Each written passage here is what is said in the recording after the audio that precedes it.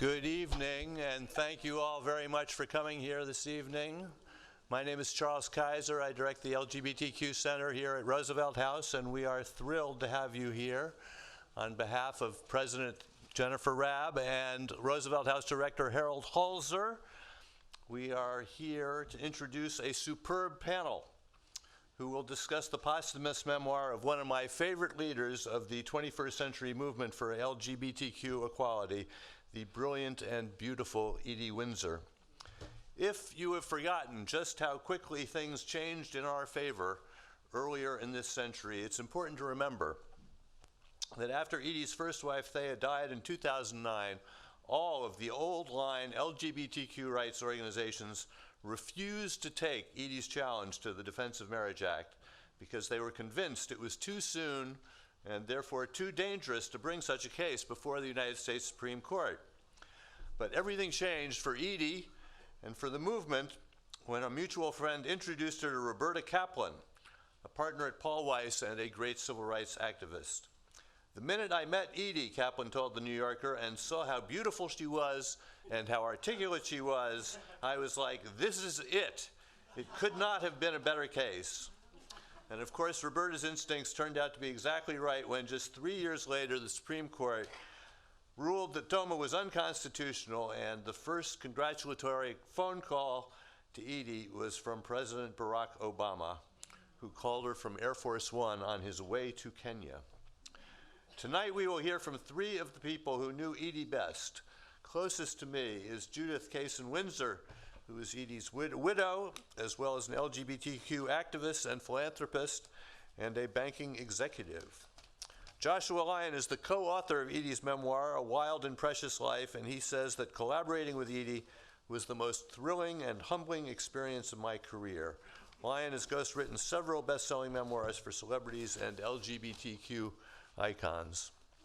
We are especially happy that our moderator tonight is the formidable Blanche Wiesen-Cook, one of Hunter College's most celebrated graduates. Blanche has invigorated many previous discussions at Roosevelt House, a distinguished professor of history and women's studies at John Jay College and the CUNY Graduate Center. She is the author of the definitive 3-volume biography of the former mistress of the house in which we are sitting, Eleanor Roosevelt. Her other books include The Declassified Eisenhower and Crystal Eastman on Women and Revolution. So without further ado, I turn the proceedings over to the professor. Thank you very much. Thank you so much.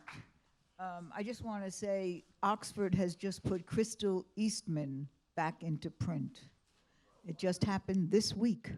So I think Edie would be very happy.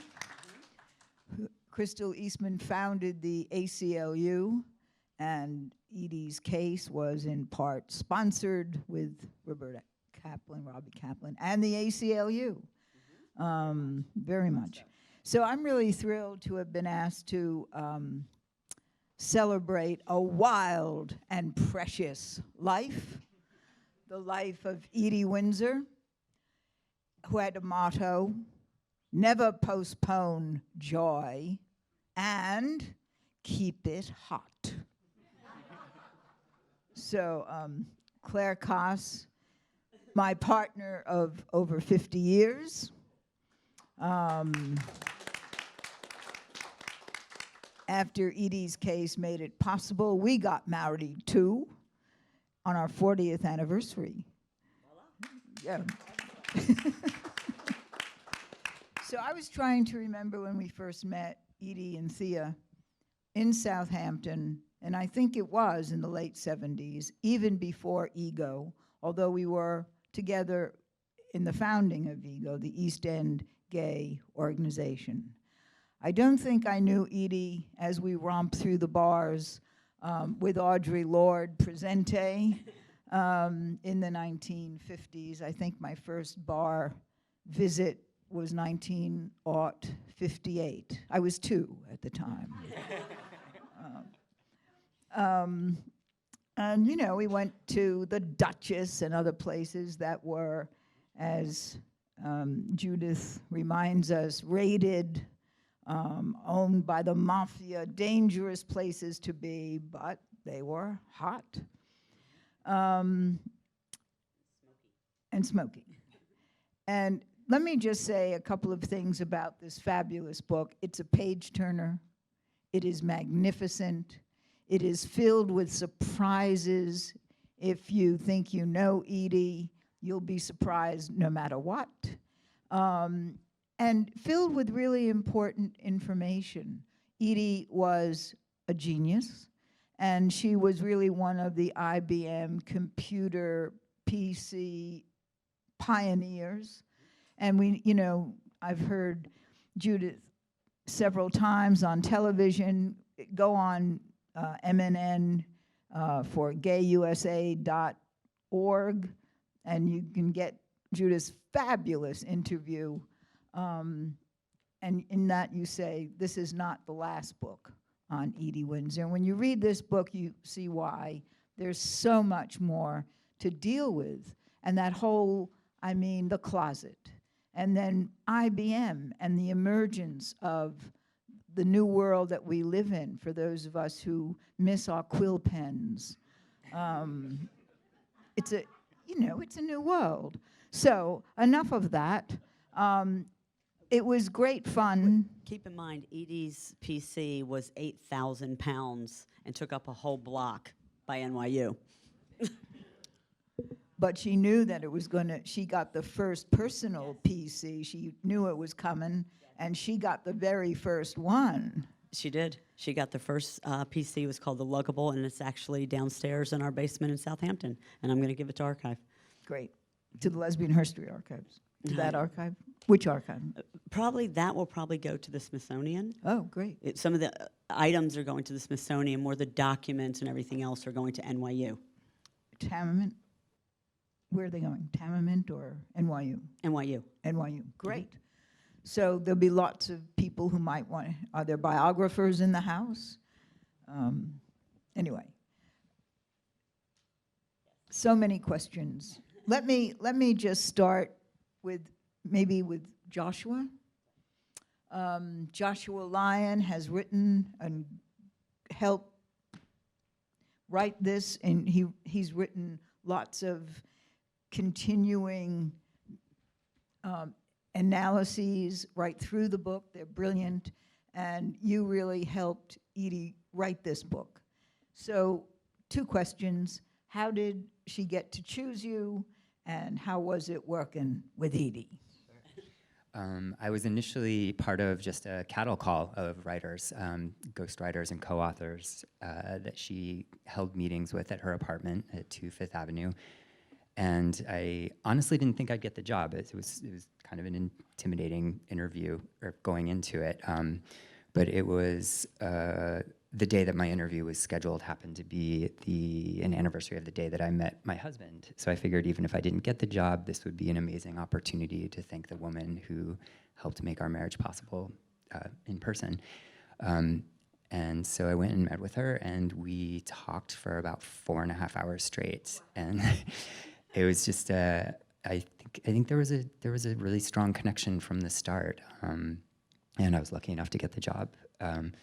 What happened is, we started the book, we got tons of work done, we were able to sell a partially completed manuscript to the publisher and planned to spend the fall of 2017 completing it, and she unfortunately passed away, which none of us expected to happen. And so we didn't know what to do, or I didn't know what to do.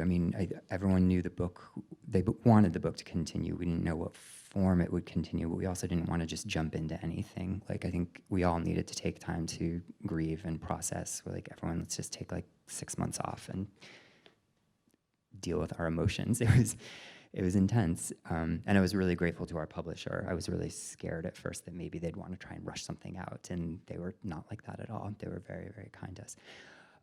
So once we started talking about what to do with the book, I would say about 2/3 of what I thought the book was going to be at that time before she passed away, which was meant to be just a straight memoir, and me just in the background as a co-author, helper, putting thoughts together and getting the memories together. And what it really evolved into is kind of a memoir/biography hybrid, and that was very nerve-wracking because I'd never read anything like that before. I wasn't really sure how to format it. While we were talking, Edie's memory was starting to go a little bit, but she had a whole list of people that she wanted me to talk to and interview. So once I started working on the book again, reached out to all of these people, sat down, had incredible interviews with all of them, including you, and realized that there was just so much, there was such a larger story to be told on top of like what Edie had been telling me, that there was a whole history that could also be told around the story that she was telling. So I started incorporating other people's stories and their memories of her, but I didn't want to write those in her voice. I felt like as a reader myself, I would be very suspicious of a posthumous memoir that came out 2 years after the person had passed away. I would want to know what was really written in that person's words and what wasn't. So I made a very clear distinction of what's written in my words and other people's interviews and memories of her, and then the How sections did you that are decide to do it like in italics? So you know when it's Joshua because it's in italics. Yeah, Separate pages, and I thought that was really brilliant. yeah, I think it needed a graphic. It was a lot of like even just thinking of it from like from a graphic like point of view. Like I wanted to make sure the reader there's like a small graphic treatment at the end of each chapter that then like switches over to italics, and I'm just there for like the last like quarter of the chapter in italics, kind of filling in the holes and filling in the history of how the gay rights movement was progressing through every stage of her life that she was talking about throughout the book. Where are the interviews that you did? Are they also in NYU? Have they also been? I don't actually know. I mean, I still have all the other I still have all the other interviews. I think copies of them are probably with the archives as well. I mean, I know I turned in copies of them. Well, yeah, we'll discuss that after. Well, that's But- very but- important. But no, it's a great Yeah, but it's a great that's very question important. because what would well, Yeah. what happened with each of these other interviews that I was doing with Edie? I had a list of maybe like 10, 15 people, but every person I spoke to then gave me the names of 5 other people I should go talk to that I hadn't known about. So I would spend a good hour and a half talking with these people about Edie, but then they drop little stories about their own life, and I'd stay for another 2 hours and be like, just tell me about your life, like, please. These are so many fascinating stories. And I do feel incredibly lucky that I was able to get so many of these stories on record. This is a last living link to a generation that is, the last people that can remember what it was like to be closeted in New York and Greenwich Village in the 1940s and 1950s. It was incredibly, it was humbling. It was humbling and it was eye-awakening. And there are a lot of incredible stories. I think there's definitely another book, just some kind of an oral history. I want these oral histories to go into some kind of archive, even if I don't do something with them. It's true. I mean, now that we're here at Roosevelt House, which has so many really specific histories of the closet, Audre Lorde, who I met first here at Roosevelt House at Hunter, team taught a class on women in black and white when John Jay was then all police officers. But the bar girls found out about it and invaded the class.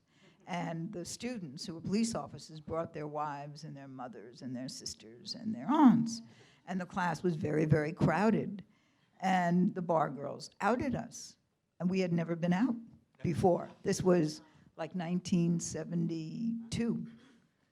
And that was it. We were out. But to think about the closet lasting that long, even when you have tenure, right? It's really interesting, and you have stories about Edie's closet, her shades and her blinds, and before I turn it over to you, let me ask you a specific question. We're talking about the many lives of Edie Windsor, and there really are, decade by decade, many lives. You meet and fall in love, and there's a legacy. And one for me in the book, one of the most moving moments is when Edie starts to remove pictures of Thea and you say, put them back. Judith, that was so moving. So you meet Edie, she's 80-something, and I had known Edie for, close to a decade. I mean, her and Thea were a very big force in the LGBT community in New York. So I knew who they were, but I didn't really know them because you couldn't get near them. I mean, they were always the sort of center of the room, and everybody was kind of, around them. So you couldn't get too close to them. But I happened to randomly meet Thea, face to face, several months before she passed away, like late 2008. And I don't remember Edie at all, but I do remember meeting Thea because she had this like Rolls Royce of a wheelchair. So I did meet her briefly at a Callan Lord event. And then in 2010, Edie got the Lifetime Achievement Award at SAGE, which is the Senior Advocacy of Gay and Lesbian Elders. And that was a big award. And, well over 1,500 people there. And I remember, being at a table and, 20 tables back, because I think Edie bought like 10 tables. She had 100 people there. And then we were all kind of behind that. And I remember just looking at her, and there was just something about her, just something about the way she spoke, which at that point she was pretty shy and pretty reserved. Like she wasn't what she became, this very outspoken, very sure of herself speaker, and what she said people hung on to. But she was, because I've seen that, you can find it on YouTube.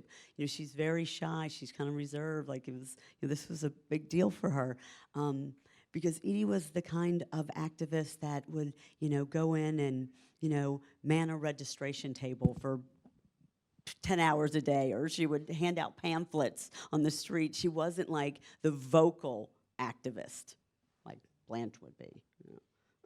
Edie was much more of like, like she went into all the gay organizations because of her IBM background, and like she coded all of their mailing lists. So if they wanted to send out a mailing list to, just the men for a men's event or just the women for a women's event, but she coded all of their mailing lists, and she did it for the LGBT Center, she did it for SAGE, she did it for Callan Lord, she did it for all of them. So she was that sort of activist. She wasn't the vocal, out there with a microphone activist. But she, could always count on Edie to show up and be there and, man that registration table for 10 hours. And if you couldn't find the answer, she would take that person around until they could find the answer. let me just say I noticed that Brendan Fay just came in with Kathleen Walsh Darcy. Yes. And Brendan Fay is really one of the heroes of this book, in that it's Brendan who brings Edie and Thea, gets Edie and Thea married, gets them to Canada.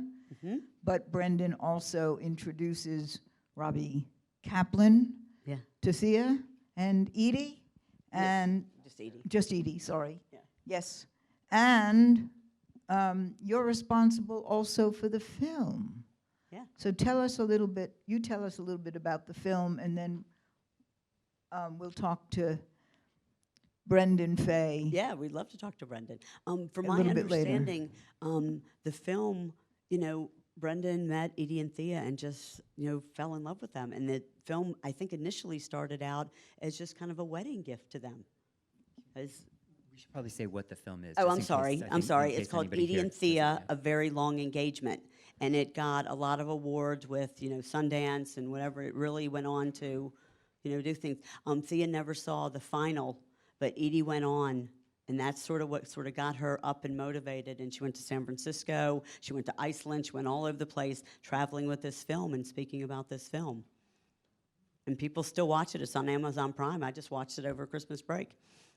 So I watched it again. It's called Edie and Thea, A Very Long Engagement.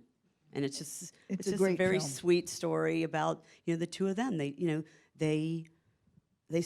were together since 1967. That's 44 years. And you mentioned that you and Claire got married after 40 years. Thea used to have this joke because they were together for 40 years, and then they got married, and they were married for 2. And so people was like, ask Thea, how's married life? And she's like, too soon to tell. One of the things that I love most about the documentary is that it kind of centers around the two of them looking at these slides of their past life together and reminiscing, and just telling the story of their romance and how they met. And the film was completed, at least the first cut, and was accepted into a film festival after very recently, right after Thea had passed away. So Edie was able to see a first cut of this film while she was still grieving this loss really intensely, and she described it to me as watching this documentary alone in a theater and just sobbing and sobbing and sobbing, but feeling so grateful that she had all of these images and memories on film that she could look at. And what happened is it got accepted into its first film festival.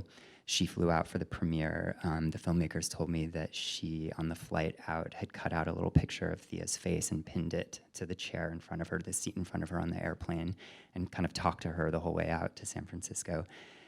And after it premiered, standing ovation, and everybody wanted to hear her talk, and she came up and spoke on the stage, and was just really surprised that her particular story had struck such a nerve with so many people. And I think that process, and it started happening over and over again, of her traveling around to these film festivals and getting up on stage and answering questions. And I think that was a huge part of the healing process for her of moving, not past, but really moving through the grief of this over 40-year relationship, seeing that everybody else could see how much love there was between them.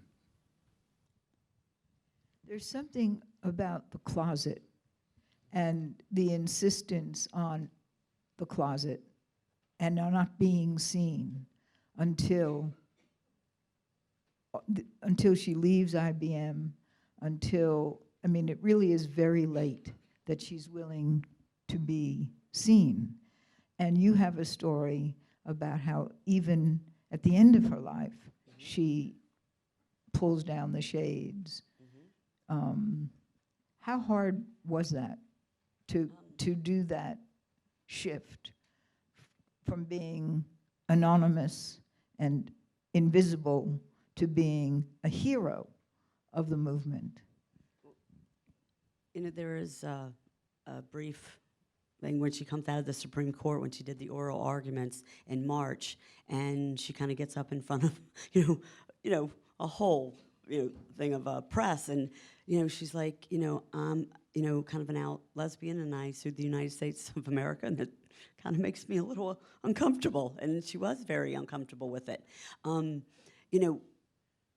Being with Edie, I was also in the closet. It was what I found so sad was that it was in the 40s, 50s, 60s. If you were in the closet, like, you really had to be very, very careful. And as I was telling Blanche, and Josh and I uncovered a lot of this stuff, about women's bars, and just even when they talk about men's bars, and they talk about the raid at Stonewall. When they raided Stonewall, the police just didn't come in and like break up the party and kick everybody out or arrest a few people and whatever. You were arrested, your name was put in the newspaper, you were probably fired from your job, you were probably then ostracized from your family. And it wasn't just they, broke up a party at a bar. It destroyed your life. It completely destroyed your life. So when you talk about Edie and Thea, when they carried around fear, they carried around fear.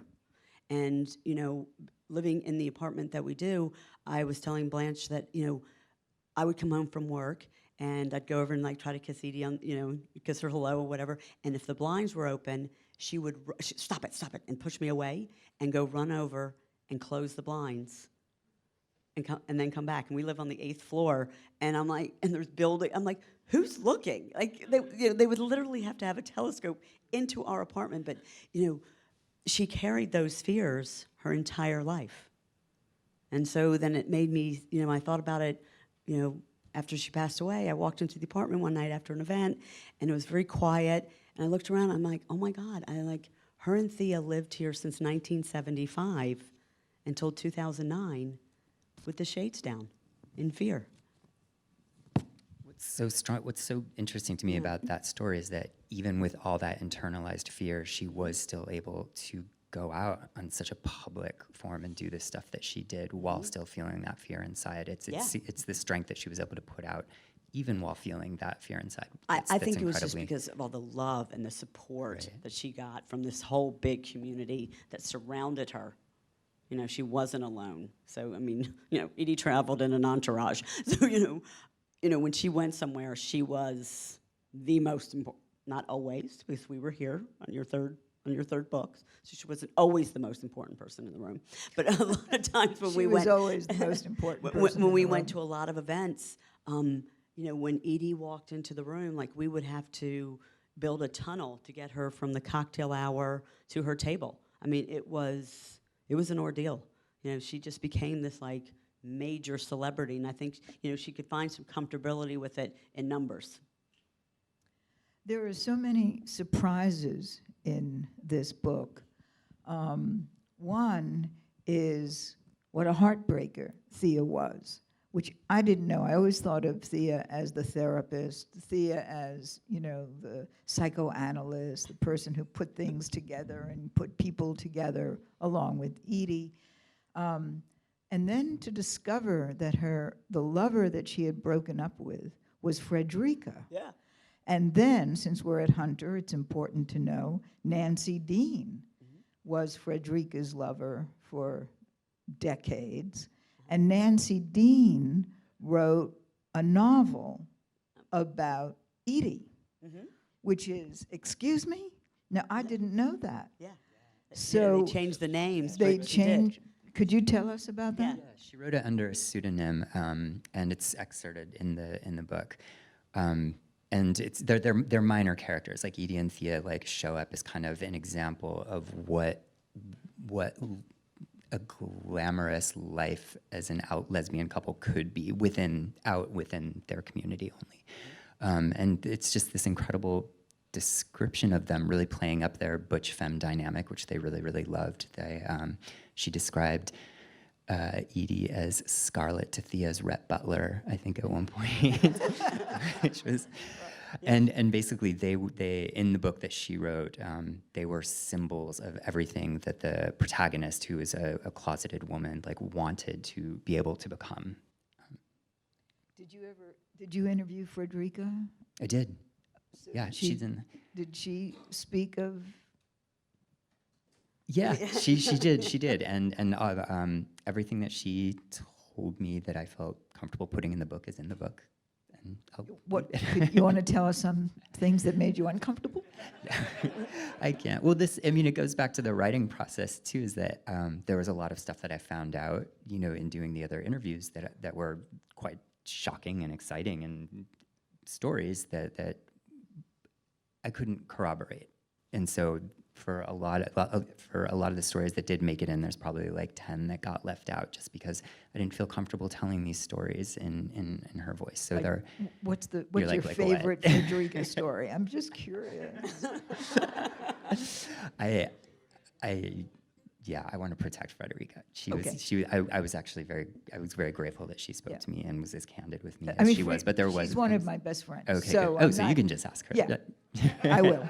But I didn't know until reading the book. Yeah. Well, one of the About things that she this said, history. the thing that she started off our whole conversation with was, because she was with Thea when Thea started cheating on her with Edie, was that she's like, I never blamed Edie for what happened at all. So there wasn't. It didn't feel like there was any animosity anymore. Everybody leads complicated lives. I mean, it seemed like. Yeah. she And the had made her magic peace of with what the had East happened. End of Long Island, where everybody converged, is this magical place. And I didn't realize that Thea was a jock. Motorcycles, golf, and softball. Yeah. So, that was all. The book, as I said, is filled with yummy, fabulous things. What's your favorite? There's so many favorites, but one thing that we also did uncover, which I found so intriguing, that here's the generation that was in the closet, and they had their own inner circle or whatever, and then you kind of, you look at Frederica. Frederica was the one who she did all the artwork in the Natural History Museum. That's all her, and Blanche, yeah, still, and and then we had Blanche, who was Eleanor Roosevelt in the extraordinaire, and then something like an Edie, who was a pioneer at IBM, and they talk about her as achieving the highest technical rank. Well, in that day and age, that was a really big deal. What she was doing at the Energy Atomic Commission was kind of what those women were doing at NASA in Hidden Figures. Yes, it was. what they were doing. It was exactly what she was doing, because when I took her to see that movie, she got up and went to the screen and started explaining the whole, that, like I said, it's 8,000 pounds and takes up a block. And she started to explain the whole thing. And we have all this documentation. That was IBM 730, and we have documentation of E.S. Windsor for the preliminary IBM 740. And then she went back to IBM in the late 80s when the market crashed. And I remember when this happened. And she was instrumental, I'm going to take you all back, for the grocery store A&P and coding the bar scanning, and she built that. So just to say that she had the highest technical rank, there's some backstory to that. And then I look around at all of her friends, and I am just amazed. Going through her calendars, she was friends with Arnold Scazzi. She was friends with Lorraine Hansberry. She was friends with Holland Taylor. She was friends with, like Lily Tomlin, lunch, 12:30. And Josh and I would look at each other like, what? Like how does she know all? Like, I was like, Edie, who else did you know? It was just, and also another IBM story is when IBM kind of sold what was then the World Wide Web to Microsoft, Edie was sitting next to Bill Gates at Bill Gates' house. So I was like, she's like Forrest Gump. I'm like, she was just, and all of her friends, I have so much respect for. What they accomplished and what they did, and still sort of had to live these kind of separate lives. They weren't. I should also Yeah. say, she had Yeah. this annual Yes. beginning of summer party, Memorial Day weekend party. That party And was this party was the convergence yes. of every creative artist, writer Yeah. on the East End. Mhm. It was really an amazing Yeah. thing. And it was, the launch pad for EGO and the East End, the civil rights organizations that Edie was Yeah. really And pioneering and we for. still have that party. It's the Saturday of Memorial Day weekend, and now it benefits Southampton Hospital, because Southampton Hospital renamed their HIV and AIDS center, the Edie Windsor Center. And they asked me about it, and I said that would be fine, but we need to expand it. We need to expand it to, women and transgender and LGBT youth. And I think one of the biggest tragedies in this community is really mental health. So, they're going to expand it into mental health facilities. And Thea Spire, in her own right, like I said, was a very, prominent psychologist, and she was the one working at St. Vincent's Hospital with AIDS patients and doctors who were also dying. And she was one of the few that, would be a therapist for them, because no one would want to go near them. And so there is a Thea Spire Center at Callan Lord named after Thea. And I just found out they're taking over some other space, and actually it's going to be double the amount of space.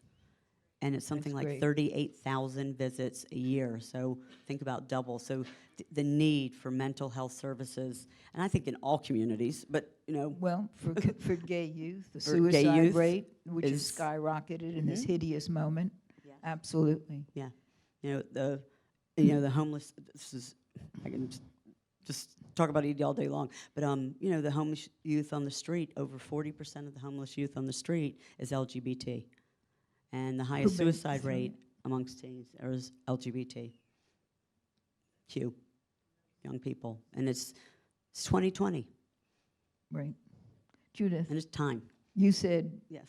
that one of the goals of your life Uh-huh. is to promote Edie's vision Absolutely. into the future. Yeah. We all want to be part of your gang. I say never go anywhere without your gang. Yeah. So, hey, tell us, what are you doing and how can we be helpful? And then I'll open it up. Oh boy. I mentioned Southampton Hospital, the HIV and AIDS Center. There's also an Edie Windsor Coding Scholarship with Lesbians Who Tech. There's an Edie Windsor Scholarship at Temple University. There's an Edie Windsor Scholarship at NYU. There's an Edie Windsor, I don't know, there's so many things I deal with on a daily basis, and everyone wants to constantly, the Edie Windsor Sage Center in New York, it's just constant.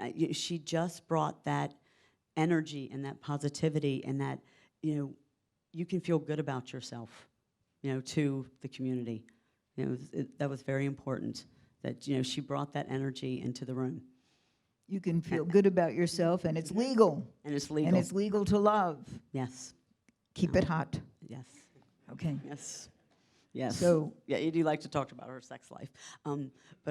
My main goal is really, because we were actually just working on a sign for the new Thea Aspire Center, and I was speaking to the Director of Communications, Donnie Roberts at Callan Lord, and I said to him, I said, we'll say, something nice about, Thea, and then we'll have Edie in my name, and I said, and then I want to put something on there that when, those trans women of color or, whoever comes into that room can read some sort of quote or something or know who these people are and know that there were people that came before them that care. It could be generations or it could be, my name will be on it, that we care. We absolutely care. And they should feel safe in that space. That there were people that came before them that really cared. So, Joshua, do you want to say one? Okay, so open to the audience, comments, questions, thoughts? Yes? A mic is coming to you. Hi, everybody. I'm so glad you're all here. I didn't know Edie, but I feel I really am close to her, and I loved her. I'd like to find out how she started SAGE and what brought her the SAGE Center. I've been going a few years, but I'm just saying, how did she begin that energy with the SAGE Center? Maybe she did it with Thea as well, to bring the LGBTQ, the SAGE Center? She didn't. No, she was very involved with them. She didn't. Okay. She didn't start them. Okay, so yeah. But very early on, she did help fund the first the main gay center Okay. in the West Village, and SAGE at the time operated. They had offices in there, so she was On helping. 13th Street. Yeah, Yes. the place on I 13th had no Street. idea. So she was involved with them from a very early time. Again, like helping with like the coding, helping get like mailing systems together, but also throwing parties and. Yeah.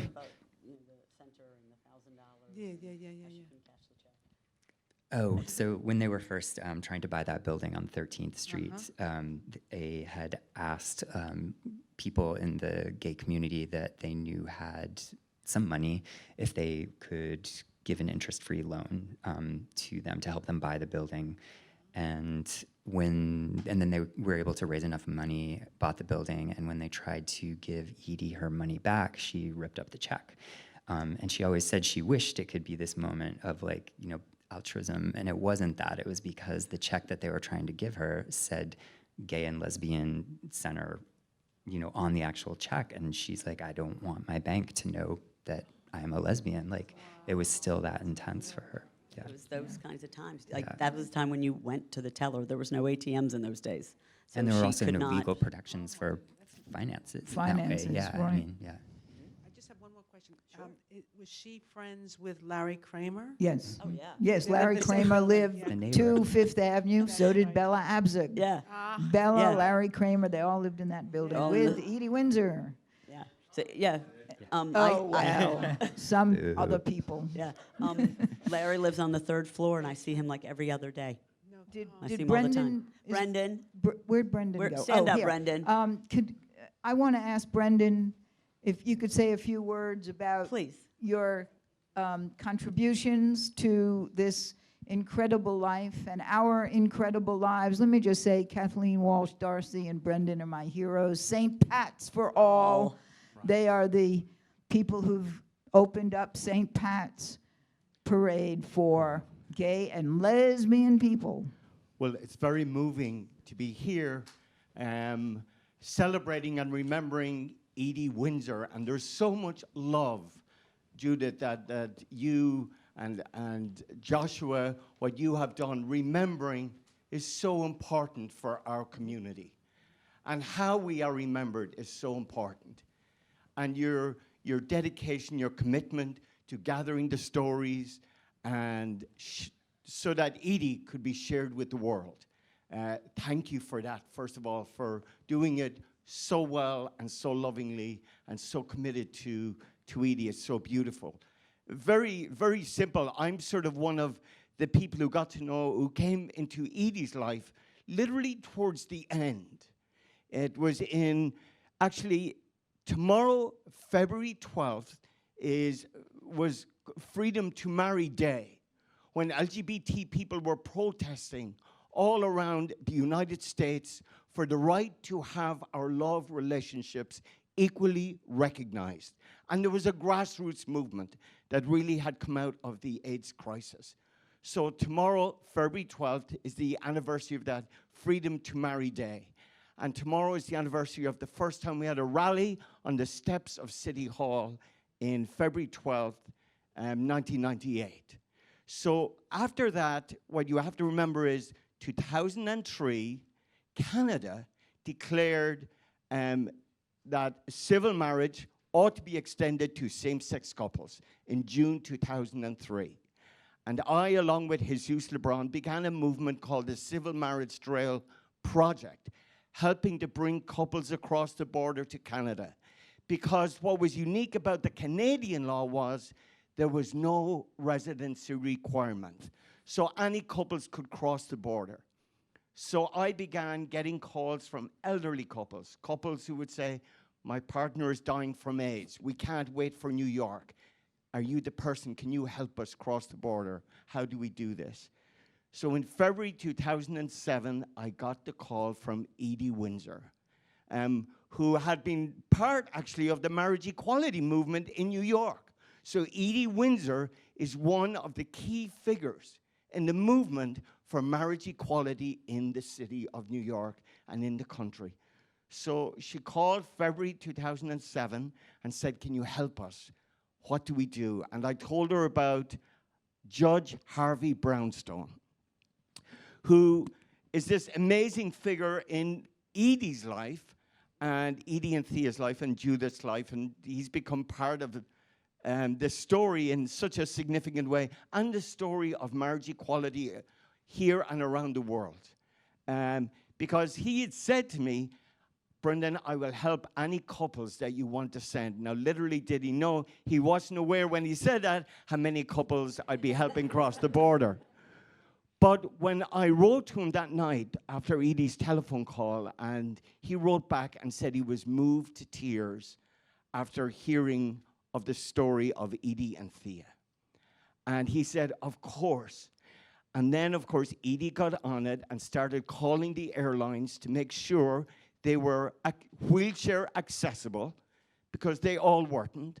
And Harvey said, because I am of my position in the Ontario Court of Justice, I can bring the court to the hotel in the airport. So on May 22nd, 2007, Edie and Thea made their way to Toronto Airport and to the Sheraton Hotel. Harvey literally brought the court to the hotel room, and there were 6 of us in the room.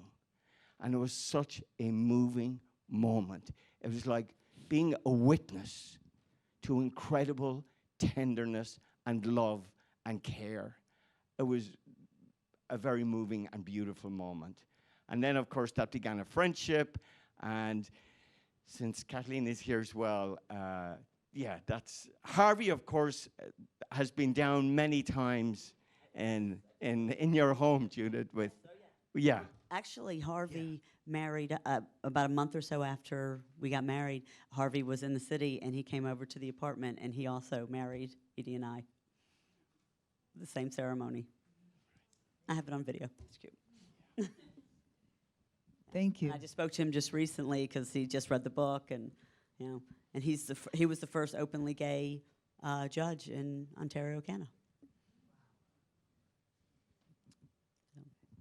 Other questions? Yes, Charlotte Bunch. Yes. I haven't read the book yet, so I can't wait to get a copy. Oh, thank you. But you mentioned the sensitivity, particularly of people who, told you stories, but that you didn't feel you could talk about it. And I'm interested in how you dealt with people who were in the closet and may have died before Edie came out of the closet, or who never came out of the closet, but whose lives were intertwined with hers.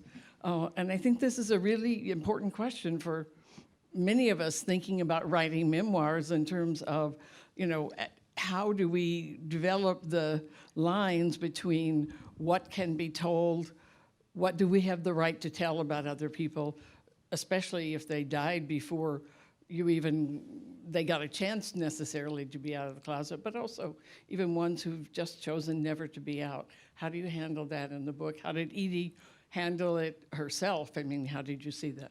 Thank Yeah, you. she felt really strongly about that, and the way we handled it was with name changes and changing slight, physical descriptions, and we did a legal read as well to make sure that we weren't accidentally outing anybody during the process. But Edie was very, very protective of people, even if they had passed on or if she didn't know they were still out there. She was very, very sensitive to that, and I think that's fairly standard. But it meant a lot to her. It was incredibly important to her to protect people's identities. Let me,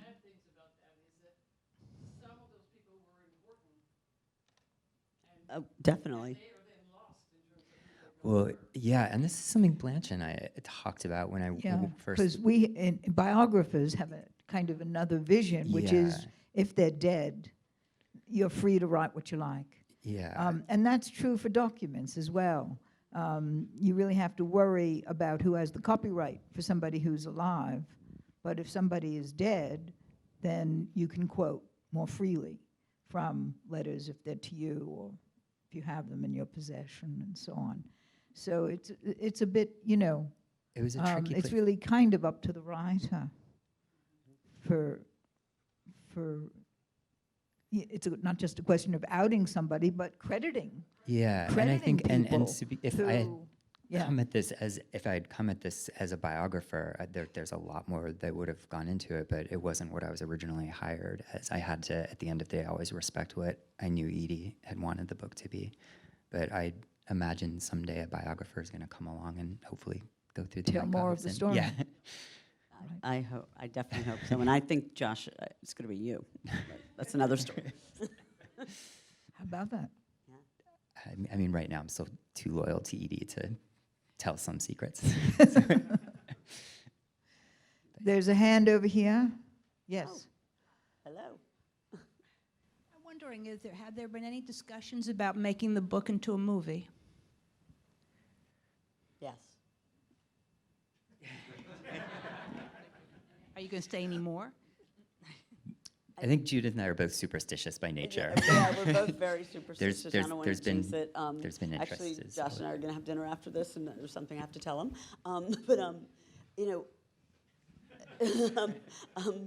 Yeah, the answer is yes. The answer is yes. In the back. But because I believe that the story should I- be told. Was wondering what the It's- law today about marriage equality, is it being threatened as we speak by groups down south or wherever? And how strong do you see the law staying? I don't really know anything about that. I'm sure you all do. Thank you. Well, I think all of the laws for justice are in great peril in this hideous moment that we happen to occupy. We haven't had a conversation about DOMA, and we have to remember that it was Bill Clinton who pushed DOMA, that is to say, marriage is only between a man and a woman. And, that DOMA got overturned. The Clintons have never apologized, just as they've never apologized for the Welfare Act, which, Actually, Bill Clinton did an op-ed in the New York Times. did he apologize? Yes, he did. Oh, then I take it back. I mean, I don't know if he came out with the words, "I'm sorry," but he wrote a very strong op-ed. He goes, "It was wrong then, and it's wrong now." And it was just before the decision came down. Okay. Well, I'm glad to And hear it. Hillary also has been very open, and she was very open. She spoke at Edie's memorial, and she said, she wasn't on board, and it took somebody like Edie Windsor, to change her heart and her mind. Great. So, But now we're looking at this creature in the White House and all the things that he's doing. And as the former head of Fund for Open Information and Accountability, I am so creeped out by the destruction of documents for all agencies, including the State Department and the EPA, not just ICE and the humanitarian agencies, but all agencies, and the defunding of the archives. So we're really looking at a very scary moment, but there is a movement, a new movement, to rebuild the Freedom of Information Act and protect our history. And there needs to be, just as we need to protect Roe v. Wade, we need to protect all of our gay and LGBTQI rights. So thank you for that question. We have work to do. I think we have to be marching again, my darlings. Activism. And Edie was an activist. absolutely. And Yeah. just say a word about activism. The word about activism, how important it is to be visible and be heard and be out there and stand up for your conviction, because it affects everything, even if they take down Roe versus Wade. I mean, we still have, inequality, income inequality with women. It's 2020. Like, it's And it's outrageous. 65 cents to the dollar. Yeah. Right. And then you have like the Me Too movement, and it sort of has backfired. I work in finance in the Wall Street, and companies like Goldman Sachs and other companies, they don't want to hire women. They don't want to put them in the boardroom because they don't want any hassles. So it's a problem. It's a real problem. Yes, I'm One not sure how it's final- going to get figured out. right here. Sorry, somebody got it first. Go ahead. I'm a member of Congregation Bet Simchat Torah, which I used to see Edie at services, high holiday services. And I'm just curious, was she religious? What kind of role did religion play, and had that changed throughout her life? Well, you haven't read the book. Edie was not religious at all. She was not raised religious. She grew up in a time just after World War II, and it was Edie who changed her name from Wiener to Windsor, and she said that she didn't think she would have been as successful at IBM if she had such a Jewish last name. And no, she was not particularly religious. Thea was never a member of CBST, and it was only really after the decision. And, a couple of friends would take her to services. But I lived with Edie for over 2.5 years, and there was not one time I would say to her, I was like, do you want to go to services? Do you want to go high holy days? And she was like, no. She felt very strongly about being Jewish, but wasn't particularly religious. Yeah, Because she didn't have the upbringing. And just to add to that, she came from a very large Jewish family, and they did, the way she described it is that they would just have lots of family events, and she didn't realize until she was much older that what they were doing was celebrating the high holidays. They weren't celebrating them in necessarily a religious way, but much more in the community sense and keeping their family together, and that was incredibly important to her, and she carried with her. Yeah. Because right after we got married, I said to her, it's Rosh Hashanah and Yom Kippur, so I said, you have 5 choices. Pick one.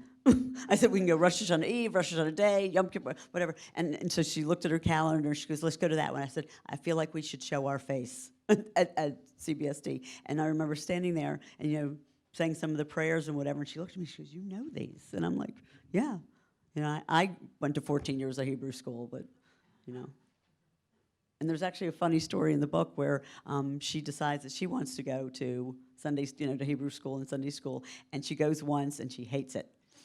And she got up every Sunday morning and got dressed in a nice dress and whatever, and walked to the park and just sat in the park for a few hours. And then she would go home, and then her brother found out and whatever. But yeah, it's a cute story. Yes.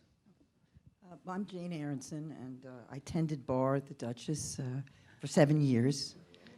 I grew up there, Wow. and I knew Edie and Thea quite well. And I'm doing some writing these days, and I'm thinking about those times. And we had it good because of what people did before us. And so what I'm thinking a lot about lately is, as I'm writing, I'm in great conflict about the fact that I feel exhilarated by my life being out as a gay person, but at the same time, I have the vestiges of very homophobic experiences, in my life daily, all through my life coming out, which is 1971 until now.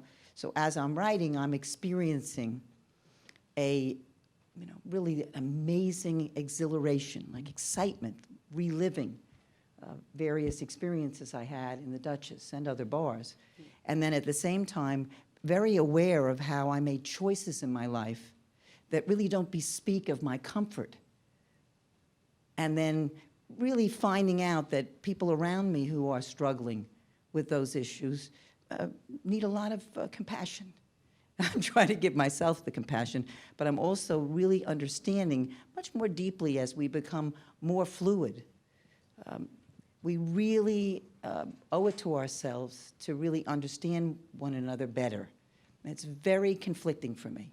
I find myself writing one sentence that feels fantastically out, and then the next moment, I'm having an editor looking at it, and they say, don't you want to explain that a little bit better? Because it sounds like you're not really telling us what you really feel.